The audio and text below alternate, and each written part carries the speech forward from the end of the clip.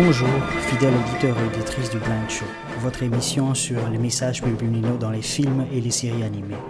Je voudrais tout d'abord vous remercier de votre fidélité et vous inviter à cliquer sur le bouton rouge qui se trouve sur le coin inférieur droit de la vidéo. En faisant cela, vous serez immédiatement prévenu lorsque une nouvelle vidéo de votre émission sera émise sur le net.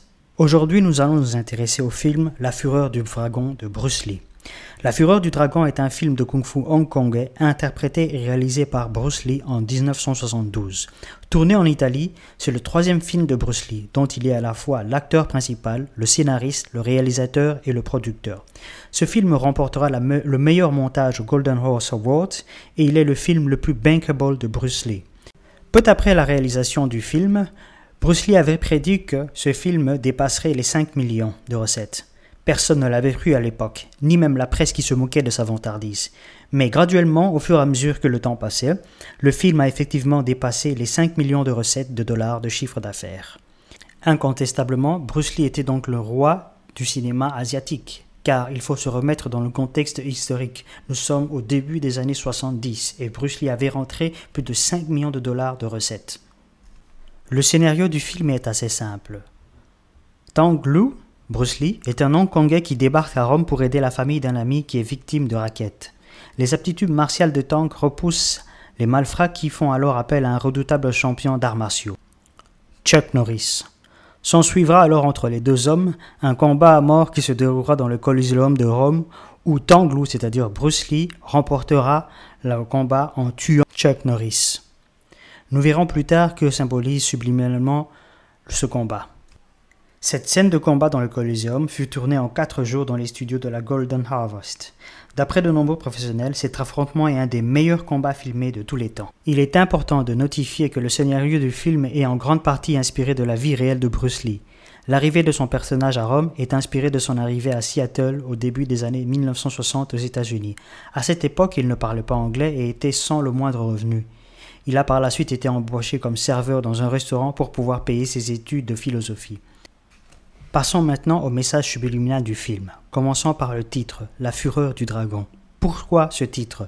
Bruce Lee disait en 1969 qu'aucun Chinois vivant en Occident ne pouvait faire fortune parce qu'il disait-il, les Blancs sont à ce point dans leur complexe de supériorité vis-à-vis des autres races qu'ils sont prêts à vous casser si vous connaissez la gloire chez eux, juste pour éviter que votre succès ne mette en doute leur supériorité. Il rajoute qu'à Hollywood, dans les films, il y a un standard de beauté et de succès. C'est le blanc et rien d'autre. Jamais un Chinois n'aura le premier rôle dans leur cinéma. Jamais un Chinois n'aura le rôle de séducteur. 49 ans plus tard, après ces dires, il n'y a toujours pas eu de Chinois comme acteur principal en tant que héros dans une production de film hollywoodienne. I worked in America for 10 years and what did it get me? It got me nothing. It got you me. Oh, man. They got such a good line of bullshit. Come and get it. America, the mountain of gold. It's for everybody. Yeah, it's for everybody. White. But they don't tell you that. You gotta read the small print. If you can read. I am not America. Your kids are not America. Don't push us away. We're going. I want you to come with us. I want the kids to have a father again. Don't lay any guilt trips on me. I'm not taking any guilt trips. This place is eating us up. Can't you see that, Bruce? This place is giving us a life. I'm somebody. I'm special. Back there, I'm just another gook. Just another wetback Charlie Chan, slow-pay, coolie dishwasher in a stinky restaurant. Start your shirt, Mr. White Man, please. No ticky, no shirty. Order one from column A and one from column B. Me happy to be on the railroads. Me happy to take the mines for you, Mr. White Man. Is that who I am? Is it? Tell me that's who I am. I don't know who the hell you are anymore. Do you? Certains vont mentionner qu'il y a Jet Li ou Jackie Chan, mais il faut savoir que Jackie Chan lui-même produit ses films, tandis que Jet Li a notamment fait succès, mais pas comme acteur principal.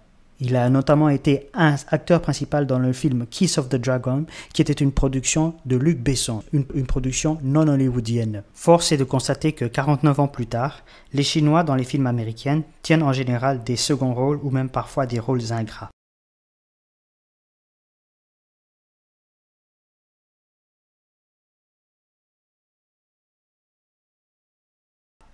Il est également important de mentionner que dans sa vie réelle, Bruce Lee a passé de nombreuses années à lire différents livres et techniques de sport de combat tels que le karaté, la boxe chinoise, la boxe anglaise, pour ne mentionner que celle-là. Il a également passé d'interminables heures à visionner des vidéos de différents combats de boxe pour donner naissance à son style, son propre style, sa propre technique de combat. Celle-ci était tout à fait unique car elle était un mélange dont il s'était inspiré de toutes les autres pour n'en faire qu'une, dans laquelle il utilisait son chi. Son ki, le ki étant l'énergie interne. Son nouveau style unique rencontrera très vite le succès à l'écran à Hollywood. Il créera alors une école où il formera les meilleurs acteurs du cinéma américain, tous blancs, qui seront très vite tous recrutés dans les premiers rôles des combats de cinéma. Tous sauf lui-même, évidemment, qui était pourtant leur maître. C'est ainsi que, ayant fait tous les efforts nécessaires, il décide de rentrer dans son pays, la Chine, car il a compris qu'il n'a pas sa place aux États-Unis. En effet, en tant qu'acteur principal, il lui aurait été très difficile, voire impossible de réussir. Il rentre en Chine et plus précisément à Hong Kong. À cette époque, Hong Kong est encore une colonie britannique. De nouveau cette fois-ci, il se rendra compte que non seulement la population chinoise est marginalisée dans ce pays, mais également lui sera marginalisé aussi dans cette région du pays. Il va vivre donc une double injustice. Une première injustice qu'il a vécue aux États-Unis, puis rentrant dans son pays, c'est-à-dire en Chine et plus précisément à Hong Kong, il vivra de nouveau cette injustice de la marginalisation. Néanmoins, il va transformer toute cette frustration en une énergie positive de création, en provoquant le patriotisme chinois à travers ses films. Il va enchaîner les tournages de films en utilisant les méthodes dont il a subi l'exclusion dans le cinéma américain, c'est-à-dire favoriser d'abord sa propre culture par la propagande du patriotisme d'État. D'où le titre « La fureur du dragon ». Fureur, car c'est à travers le retour à son authenticité que l'on obtient la victoire. La fureur dans ce cas précis n'est pas à être confondue avec la colère ou même la frustration, car le génie de Bruce Lee a été d'utiliser cette énergie, c'est-à-dire la frustration, de manière créatrice pour rebooster l'identité culturelle du dragon, le dragon n'étant autre que la Chine. Ce principe de reconversion de l'énergie est également appliqué dans les arts martiaux. Que représente subliminalement le combat à mort entre Bruce Lee et Chuck Norris? Ce combat représente le combat entre la Chine et l'Occident, le combat entre deux différentes civilisations qui ont des modes opératoires antipodes. Dans les films, on y voit un Chinois, à Rome, qui défie la mafia et toutes ses stratèges. Rome représente la civilisation romaine, ex-empire de conquête militaire constitué d'empereurs et d'une armée invincible. Rome est donc une ancienne capitale du monde, car elle était un puissant empire qui a dominé le monde méditerranéen pendant près de 5 siècles. Rome représente la puissance occidentale dans toute sa grandeur, sa splendeur. Elle est donc en partie le socle de la civilisation occidentale. Il y a également eu l'influence grecque et indo-européenne. La mafia illustre de manière subliminale les conquêtes de l'ancien empire sur toutes les autres nations. Étant en fin de course sur le pouvoir qu'elle ne possède plus, elle fait appel au nouvel empire qu'elle a indirectement donné naissance, c'est-à-dire l'empire américain. Dans le film, les mafieux, ne sachant pas comment se débarrasser de Tang, c'est-à-dire Bruce Lee, vont appeler un Américain, Chuck Norris. Chuck Norris représente donc l'Empire américain dans sa capacité à dicter et à s'imposer dans différentes situations et affaires au niveau international. Le lieu du combat à Rome n'est pas un hasard. Il se passe dans le Colisée. Le Colisée de Rome représente la force de la technicité architecturale et militaire, l'extension et le rayonnement de l'ancien empire romain à travers sa force, sa technicité et sa culture.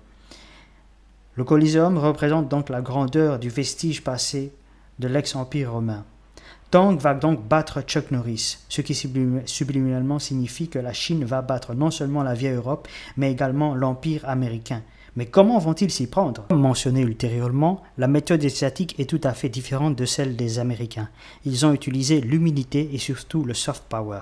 Les Chinois sont rentrés par la petite porte en Occident, en colonisant d'abord les papilles gustatives locales. En effet, il est aujourd'hui normal, dans le mode des multiples choix de consommation alimentaire occidentale, de manger chinois. Ce n'est pas un hasard, car cela fait des années que les Chinois se sont implantés par l'art culinaire au point d'avoir même des Chinatown dans chaque grande ville européenne, à Paris, à Londres, à Toronto. Les Chinois se sont également imposés de manière subtile dans les années 90 en Occident et aux États-Unis à travers les appareils et accessoires chinois qui ont toujours été déconsidérés. En effet, on les considérait toujours de très mauvaises, voire même de qualité inférieure. Ce sont des appareils de basse qualité, ce sont des chinoiseries. Des phrases comme « des Chinois n'inventent rien et copient tout » n'existent plus aujourd'hui. Pourtant, c'était des phrases de référence il y a moins de 20 ans. Dans l'inconscient collectif, aujourd'hui, la Chine a renversé la donne, car elle est aujourd'hui leader dans certains développements technologiques.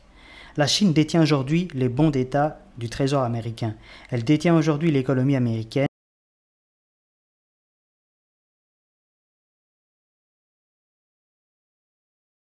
Et elle investit massivement en Afrique.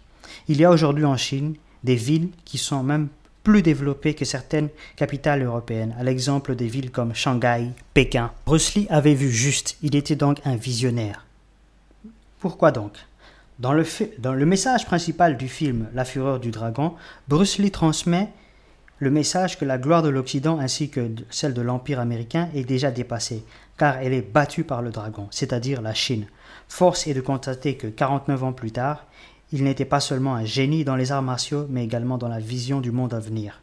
Force est de constater qu'aujourd'hui la Chine, bien que n'étant pas un système social ni démocratique à l'occidental parfait, est une force économique, si pas la force économique la plus puissante au monde, car aujourd'hui c'est la Chine que tout le monde courtise. Le disait Bruce Lee, la Chine n'est qu'un géant endormi, mais elle reste un géant. Et de surcroît, Napoléon disait lui-même, le jour où la Chine s'éveillera, le monde tremblera.